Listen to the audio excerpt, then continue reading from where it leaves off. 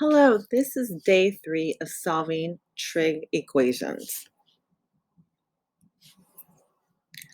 Let's go back and look back on how you would solve sine theta equals a half. Now we've talked about that when you solve an equation, there are infinite amount of solutions of what theta could be.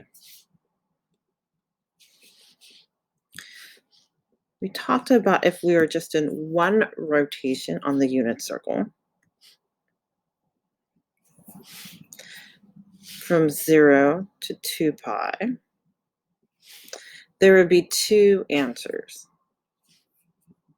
One in the first quadrant and one in the second quadrant.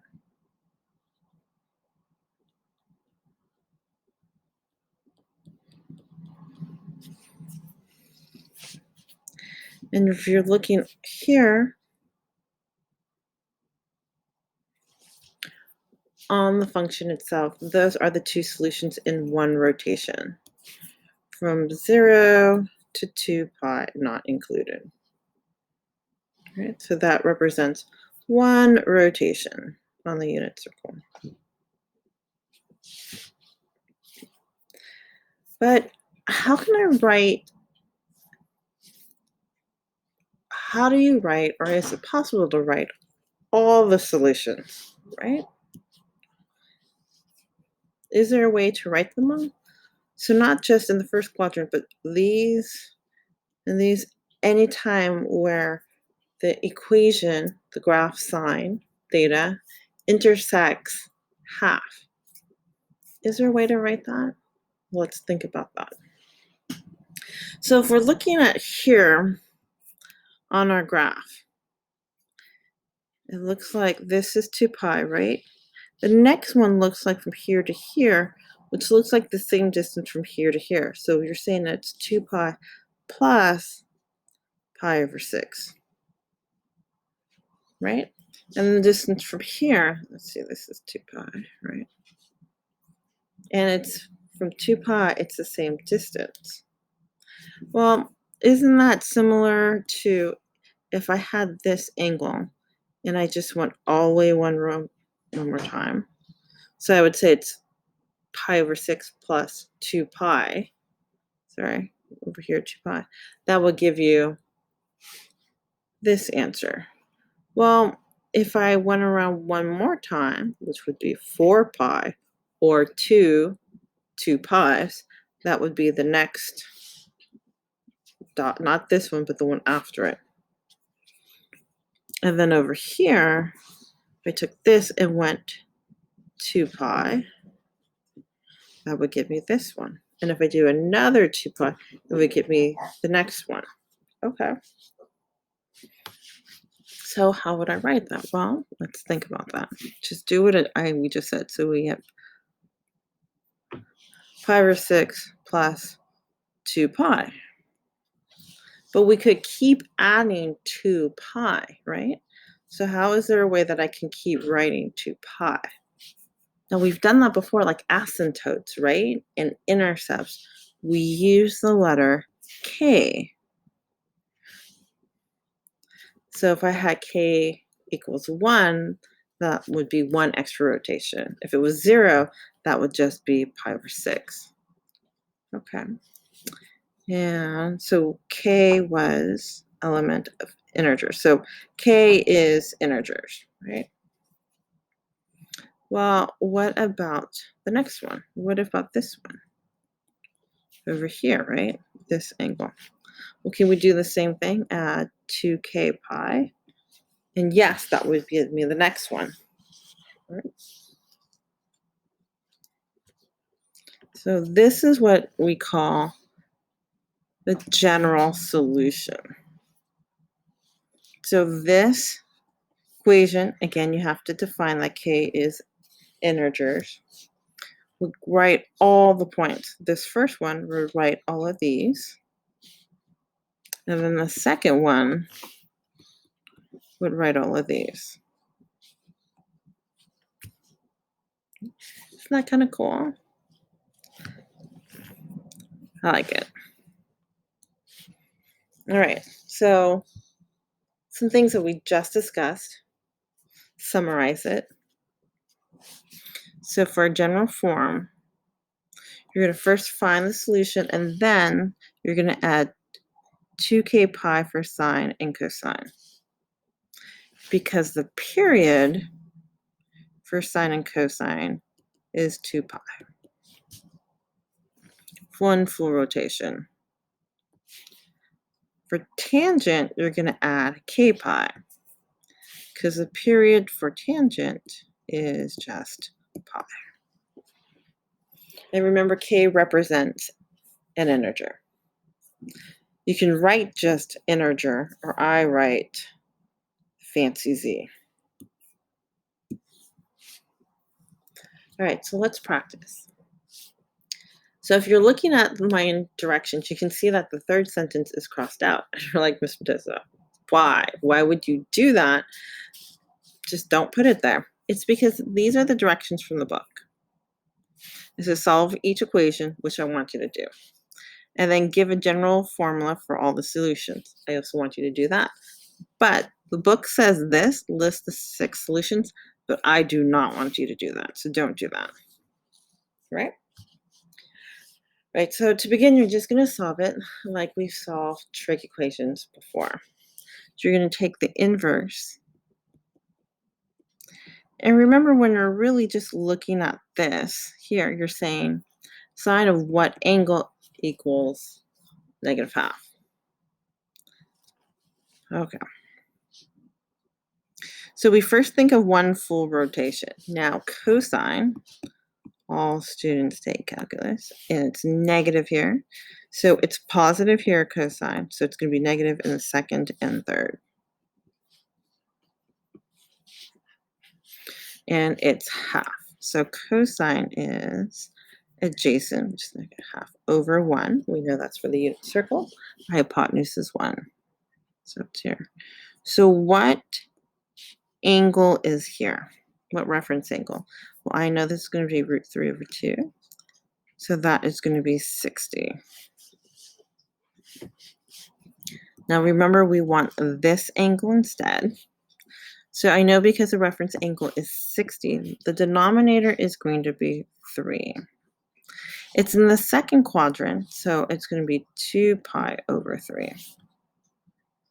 And it has to be less, like 2 over 3. We know this is less than 1.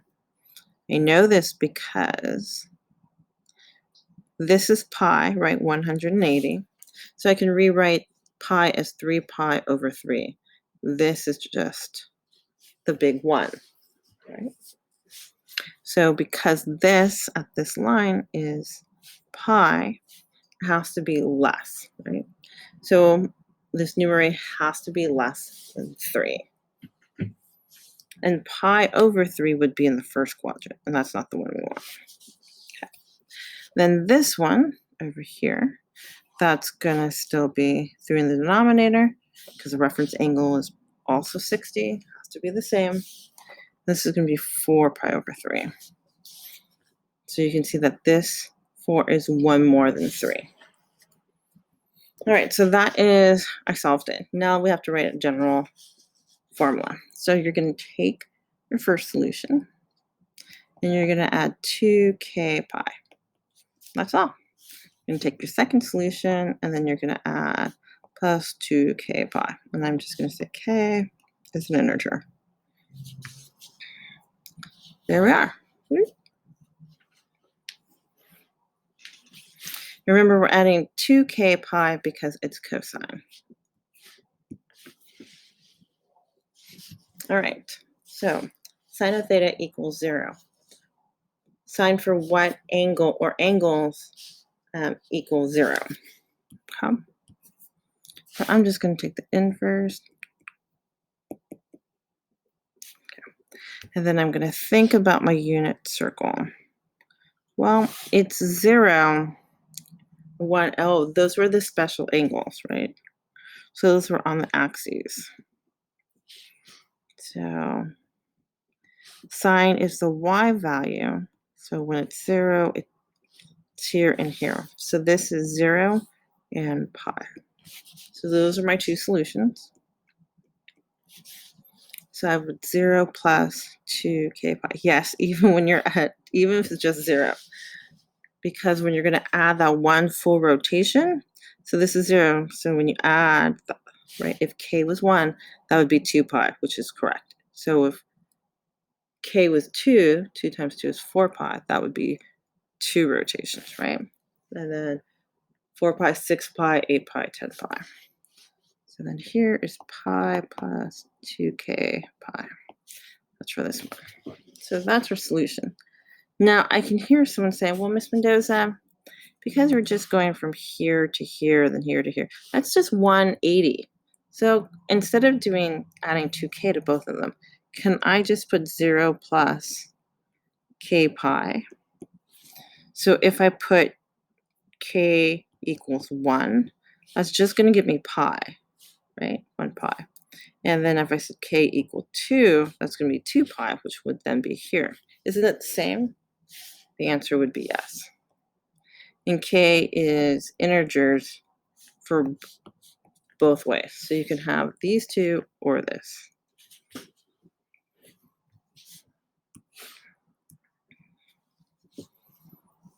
All right. This time is tangent. And so remember that the period for tangent is pi. But also, I have a 2 here. And that's going to change things a little bit at the end. But you start the same. So we're going to isolate this. So this is going to be 2 pi equals tangent, inverse tangent of -1. Okay. So we are just going to work on this just like you would normally do. Yes, I haven't forgotten about the 2 in front of the theta, but we're going to do that at the end. Okay.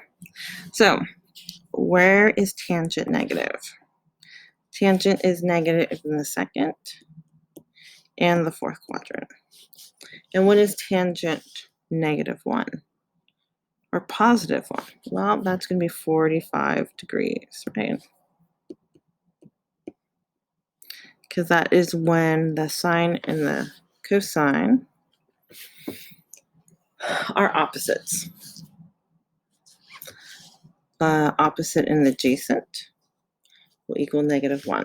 And then over here, same thing. Opposite over adjacent is going to equal -1. This is also 45. So remember, we're going this way. So the denominator is going to be 4. The second quadrant, so that's 3 pi over 4. And then this one is going to be 7 pi over 4. Okay. So we know that this equals this and this. So we're saying 2 theta equals 3 pi over 4, right? And for a general solution for tangent, I would put k pi. However, that's 2 theta, and I don't want 2 theta. I just want theta. So I'm going to divide by 2. So what happens then, the answer is 3 pi over 8 plus, and we can just write it like this. Okay. So even over here, you would have to divide each of those by 2. And the way we get 8 is we're saying, right, here. So we'd multiply 4. This would go simplify to 1, and 2 times 4 is 8. So for this one, 7 pi over 4 plus, okay, and we're dividing by 2.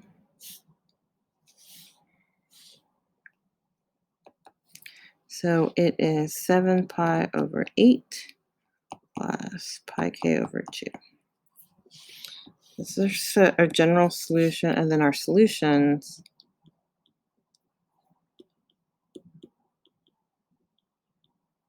right? And the same is here.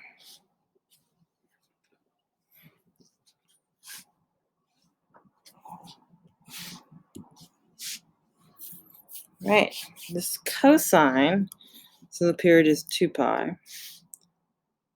But if you're looking here now, it's theta divided by 2. Similar to the last problem, we're going to deal with that at the end. So we're going to do the inverse.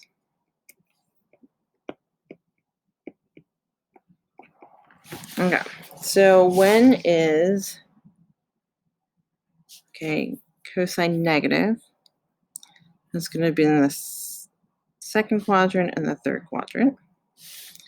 And negative 3, root 3 over 2 is here.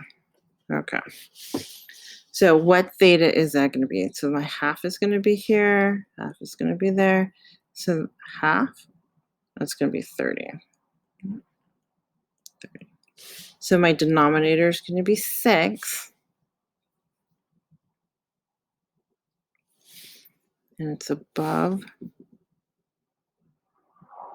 the x-axis, so it's going to be 5 pi over 3. And then underneath it's going to be 7 pi over 6. All right. So that equals pi over 2. I don't want pi over 2, right? So write our general solution. It's 2k pi. But I don't want pi theta over 2. I'm going to multiply it by 2. Okay. That's going to take that out, simplify by. This is going to go to 1/3, right? And then this is going to go to 4 because you're distributing. So that's going to be 5 pi over 3. Just simplifying it. Plus 4k pi.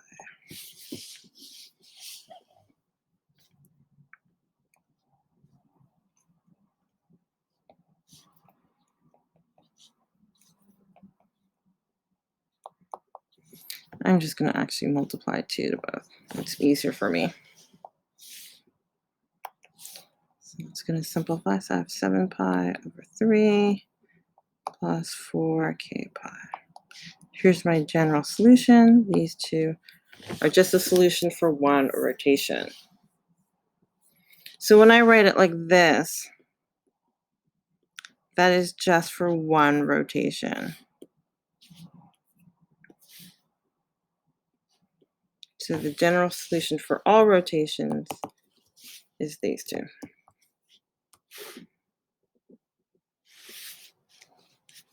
All right, so here are 2 problems. Really look and see what they are giving you. Remember the period, 2 pi for sine and cosine, pi for tangent. All right, thanks for watching. Bye.